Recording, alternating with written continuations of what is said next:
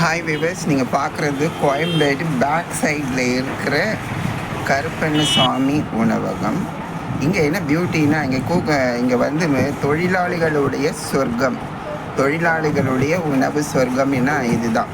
பின்னாடி வந்துட்டு பார்த்தீங்கன்னா இது 60 ரூபாய் அன்லிமிட்டெடு. சாம்பார், ரசம், மோர், கறி குழம்பு, மீன் குழம்பு, பீஃபு எல்லாமே இருக்குது. இது தவிர சைட் டிஷ்ஷஸ் எல்லாமே இருக்குது.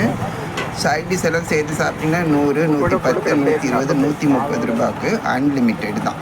ஸோ வாங்க இந்த கருப்பண்ணசாமி கடையில் என்னெல்லாம் இருக்குன்றதை பார்த்துருவோம். பாருங்கள், கறி குழம்பு, chicken, that is chicken, sambar, இது வந்து கறி தொக்கு, இது பாருங்கள் முட்டை, இது கோஸ் பொரியல். பேக் சைடில் வந்திருக்கிறோம். இங்கே வந்துட்டு நான்வெஜ், வெஜ் அன்லிமிட்டெட் ஃபுட் இருக்குது.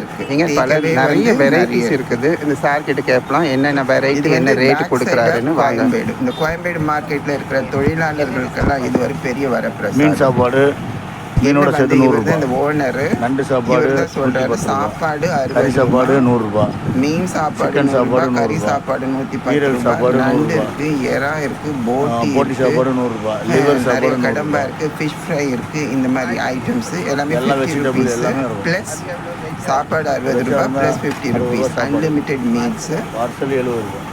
ஸோ இங்கே எல்லாருக்குமே வந்து இந்த உழைப்பாளர்கள் மட்டும் கிடையாது, நிறைய பேர் அந்த ரோடு ஏரியாவை கிராஸ் பண்ண அத்தனை பேருமே வந்து வாங்கி சாப்பிட்டு போகிறாங்க.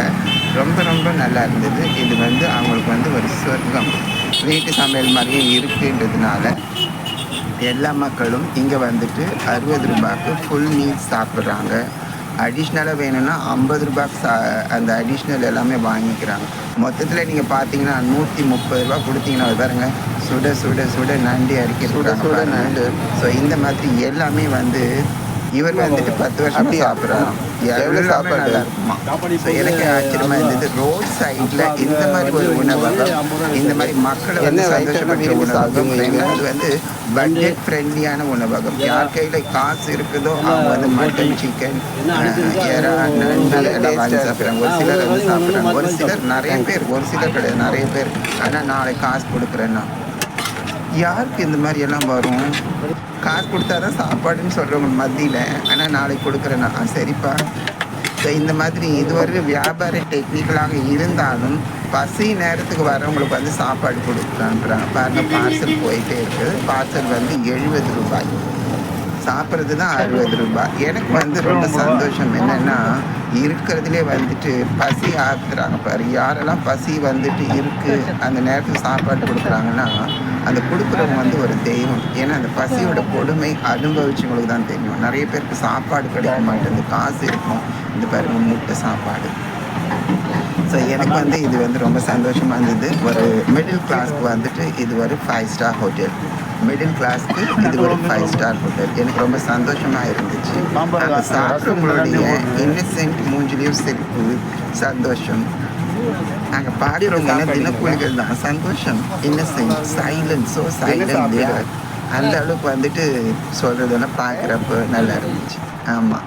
ஸோ எதுவுமே வந்து எதிர்பார்ப்புகள் இல்லாமல் அவங்களுக்கு பிடிச்ச இடத்துல அவங்க வந்து சாப்பிட்றாங்க. காற்றோட்டமாக இருக்குது, ஓப்பன் பிளேஸ் தான். உட்காந்து சாப்பிட்றதுக்கு ஒரு 4-5 சேர் தான் இருக்குது, மீதி பேரெல்லாம் நின்றுட்டு தான். நிறைய டேக்அவே நிறைய போடுது. கவர்மெண்ட்ஸ் ஆஃபீஸில் இருக்கிறவங்க பார்சல் வாங்கிட்டு போகிறாங்க. ஸோ இதெல்லாம் பார்க்குறப்போ ரொம்ப ஈஸியாகவும் கண்கொள்ளா காட்சியாக மட்டும் இருந்தது. இந்த உணவுன்றது ஒரு பெரிய கிஃப்ட் இந்த உணவு தயாரிக்கிறவங்கள. ஏன்னா ஒருத்தருக்கும் ஒரு கைப்பக்குவம் இருக்கும். எவ்வளோ தூரமாக இருந்தாலும் இந்த கைப்பக்கத்தை தேடியே அந்த வந்துட்டு உணவுக்காக வருவாங்க. அது மாதிரி நிறைய பேர் மதுரை பேஸ் மக்கள் வந்துட்டு நிறைய பேர் சாப்பாடு தொழிலை முதன்மை தொழிலாக எடுத்துருக்குறாங்க. இந்த கருப்பண்ணசாமியும் இவரும் வந்துட்டு மதுரை பேஸ் பர்சன் தான். ஈவினிங்லேயும் டிஃபன் கடையெல்லாம் இருக்குமா, இதே மாதிரி கறி நிறைய ஐட்டம்ஸ் இருக்குமா. எனக்கு வந்து பார்த்ததுலேயே வந்துட்டு இந்த ஹோட்டல் நடுத்தர மக்களுக்குன்றதுக்காக ஆரம்பித்து அங்கே வர பண்பட்ட மக்களை பார்க்குறப்போ ரொம்ப சந்தோஷமாக இருந்தது. நாக்குக்கு ருசியாகவும் இருந்தது. நமக்கு என்ன தேவையோ அதை நம்ம வாங்கி சாப்பிடலாம். அன்லிமிட்டெட் தான். 110 ரூபாயிலேருந்து 130 ரூபா வரைக்கும் தான் சைட் டிஷ்ஷோட சேர்த்து. அதுவும் சுட சுட பார்த்தீங்களா, மீன் வறுவல் என்ன, போட்டி என்ன, குடல் என்ன, சிக்கன் என்ன, எல்லாமே வந்துட்டு வறுத்து ஃப்ரை பண்ணி கொடுப்பாங்க. முட்டை அது மாதிரி நிறைய ஐட்டம்ஸ் இவங்க வந்து 10-15 இயர்ஸாக இங்கே கடை போட்டுட்டு இருக்கிறாங்க. அதனால நிறைய மக்கள் இவங்க வந்து வாடிக்கையாளர்களை பெற்றிருக்காங்க. வாடிக்கையாளரை வந்து வச்சுருக்குறாங்கன்னு சொன்னோன்னா ஒரு ஈஸியான ஜோக் கிடையாது. எல்லாருமே வந்துட்டு ஒரு மிடில் கிளாஸ், ஒரு சுமை தாங்கிகளை தூக்குறவங்க தான்.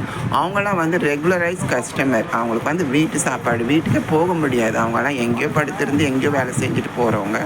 அவங்களுக்கெல்லாம் வந்து இந்த கருப்பண்ணசாமி ஹோட்டல் வந்து பெரிய வரப்பிரசாதம். பாருங்கள், நின்றுட்டே சாப்பிட்றாங்க. பேதம்ன்றதே இல்லை. இந்த ஒரு மாதிரி பந்தாலாம் கிடையாது. சாப்பாட்டை ரசித்து சாப்பிட்றாங்க. பசியோடு சாப்பிட்றாங்க சார். ரசித்து பசியோடு சாப்பிட்றாங்க. நிறைய பேர் பசி இல்லாமல் சாப்பிட்றாங்க. அவங்க மத்தியில் இவங்கெல்லாம் வந்து கிரேட். அதுதான் நான் சொன்னேன், இது வந்து நடுத்தர மக்களின் 5 ஸ்டார் ஹோட்டல். நான் சொன்னேன் நடுத்தர மக்களின் 5 ஸ்டார் ஹோட்டல். ஏன் சொன்னேன்னா, ஒருத்தருடைய பசியையும் ருசியையும் அறிஞ்சு இவங்க கொடுக்குற சாப்பாடு வந்துட்டு ரொம்ப மெத்தத்தக்கந்ததாக இருக்குது. என்னடா 60 ரூபா காசு கொடுக்குறானே, அவனுக்கு கொடுத்து சாப்பாடு ஏற்றிடுவோன்றது மட்டும் இல்லாமல் எவ்வளோ பொறுமையாக கேட்குறாரு தெரியுமா? என்ன குழம்பு ஊட்டுட்டும் ஏது ஊட்டுட்டோன்னிட்டு.